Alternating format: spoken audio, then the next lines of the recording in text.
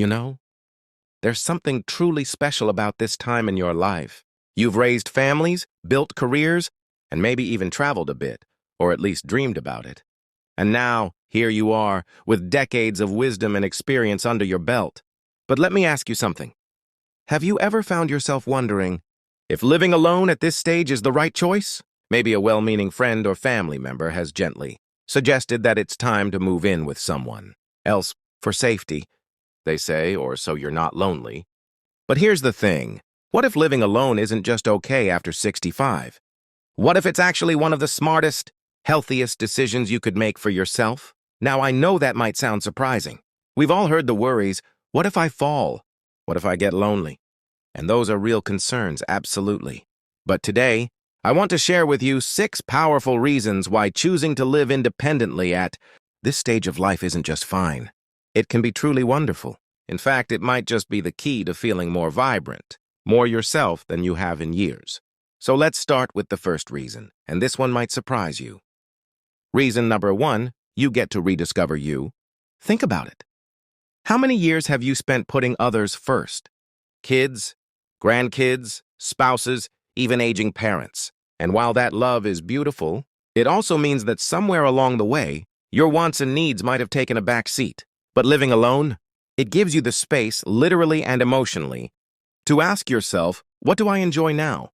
Maybe it's finally turning that spare room into an art studio, or eating dinner at 5 p.m. because you like it that way, or blasting Frank Sinatra at midnight just because you feel like it. There's a freedom in making choices purely for you, without worrying about someone else's schedule or preferences. And that kind of independence, it's not just liberating, it's good for you. Studies show that having control over your daily life boosts mental well-being, reduces stress, and even improves physical health. When you're the one calling the shots, whether it's what to eat, when to sleep, or how to spend your free time, you're more likely to engage in activities that truly fulfill you. Take my friend Margaret, for example. After her husband passed, her children assumed she'd want to move in with one of them. But Margaret had a different idea. She stayed in her own home, started painting again, something she hadn't done since her 30s, and even joined a local book club.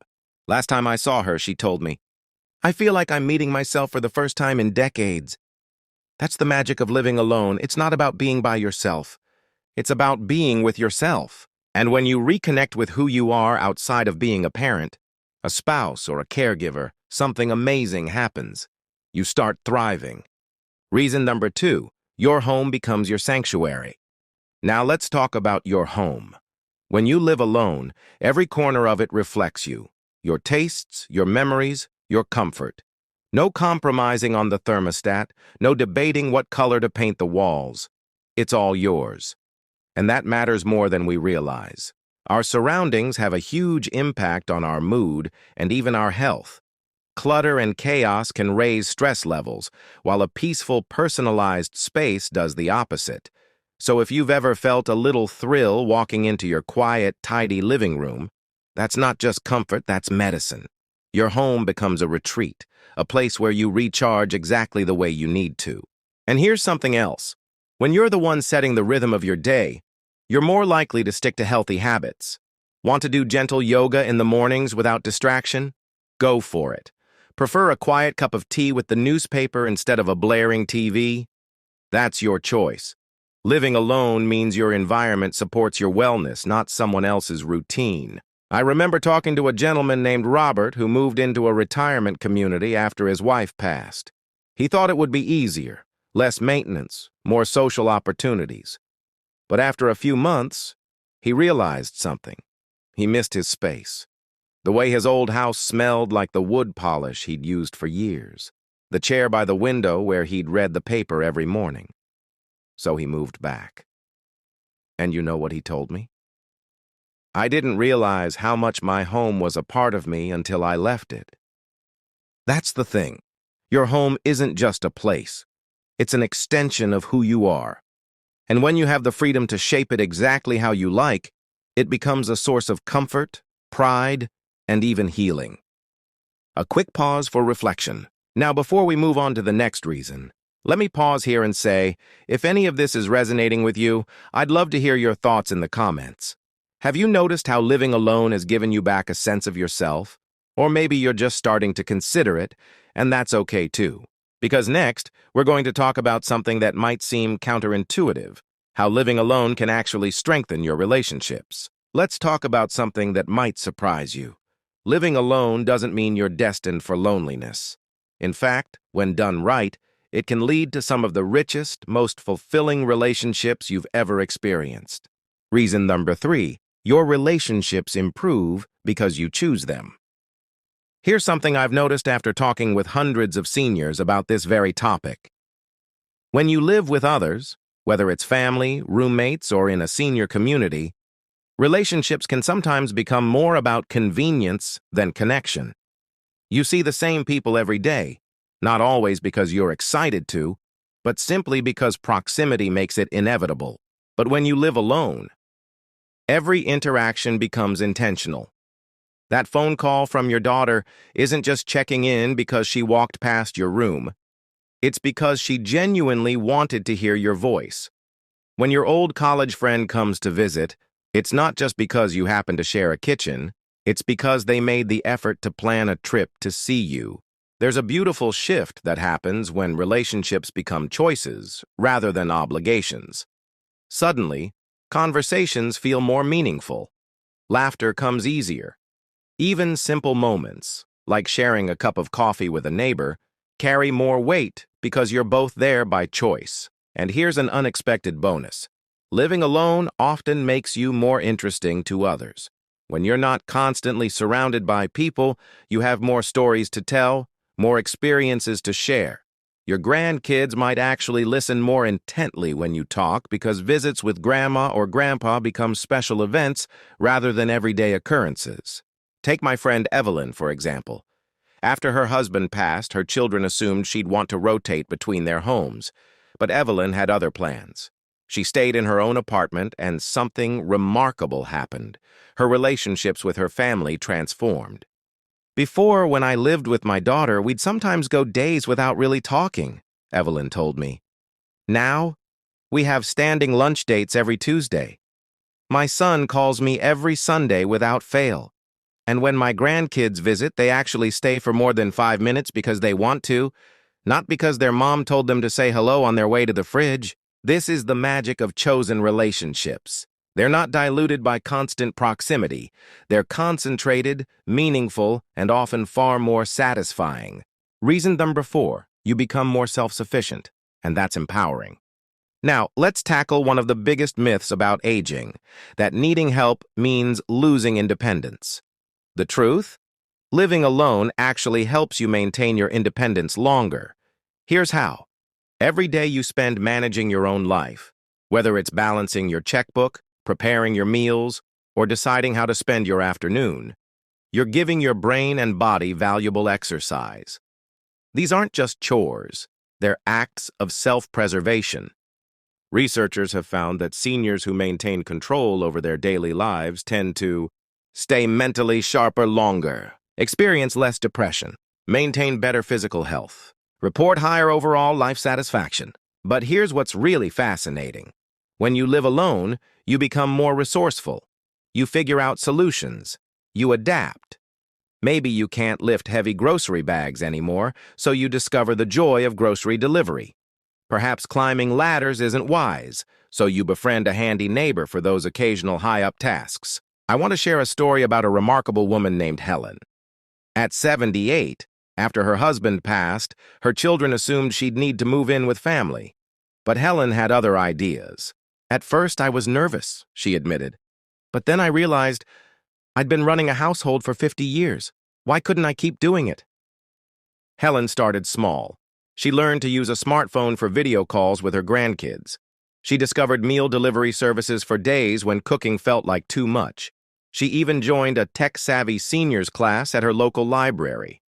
But here's the most inspiring part. 6 months into living alone, Helen started a blog to share what she was learning. Today, at 82, she has thousands of followers, other seniors learning to embrace independent living. Every time I figure something new out, Helen told me, I feel like I've won a small victory against aging itself. This is the hidden gift of living alone. It constantly reminds you of your own capability. And that realization? It's more powerful than any vitamin or supplement. Now, let's address the elephant in the room: safety. I know many of you are thinking, this all sounds wonderful, but what if something happens? What if you fall? What if you suddenly feel unwell? These concerns keep countless seniors from even considering independent living. But here's the truth you might not expect. Reason number 5, modern solutions make living alone safer than ever. Remember when your parents' generation aged? They had 2 options: move in with family or risk being completely isolated. Today, we have an entire industry designed to keep you safe and connected while maintaining your independence. Let me introduce you to George, an 81-year-old from Arizona. After his wife passed, his children insisted he sell his home. Then George discovered 3 game changers: medical alert systems. The classic "I've fallen and I can't get up" button has evolved.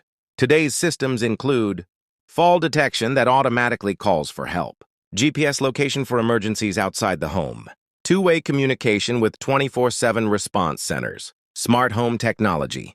George's daughter helped install voice-controlled lights to prevent nighttime falls, smart locks that allow remote access for trusted helpers, motion sensors that alert family if daily routines change, telemedicine. His doctor now does virtual check-ins for medication management, saving exhausting office visits.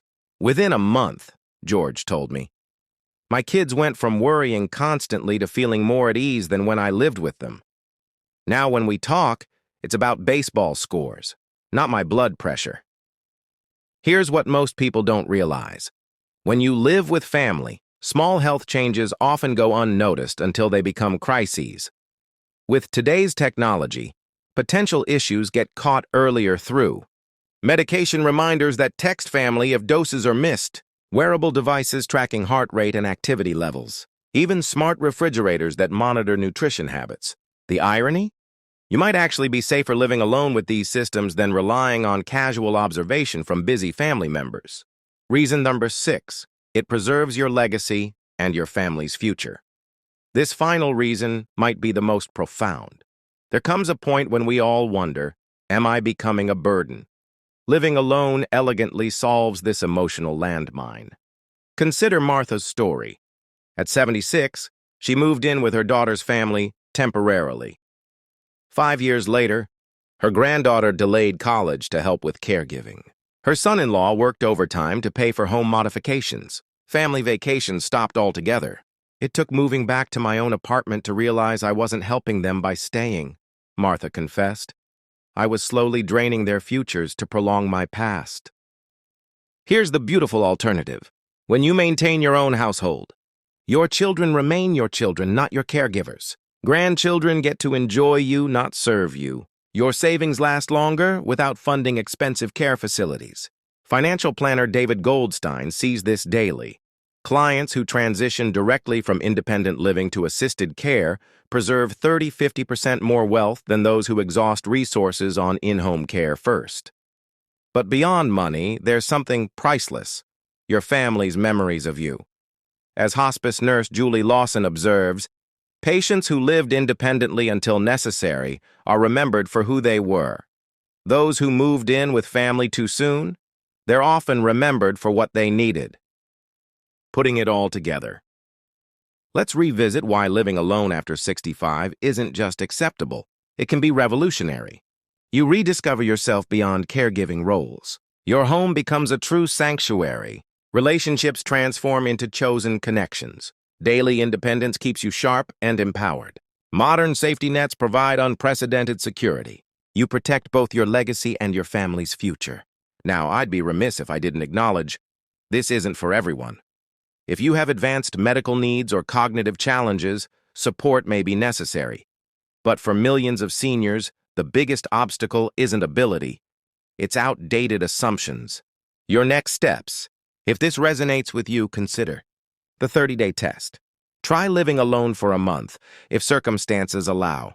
Track how you feel, physically and emotionally. Tech check. Visit your local senior center for free workshops on safety devices. Many offer loaner equipment to test. Family Summit. Have an honest conversation using this script. I've been thinking about how to stay independent while keeping you from worrying. Can we explore options together? Aging isn't about clinging to the past. It's about designing a future where every year still feels like your life. As 89-year-old Miriam, who just renewed her apartment lease, told me, "People say, you live alone like it's a tragedy. I say yes, like it's a victory because it is." That's what I want for you.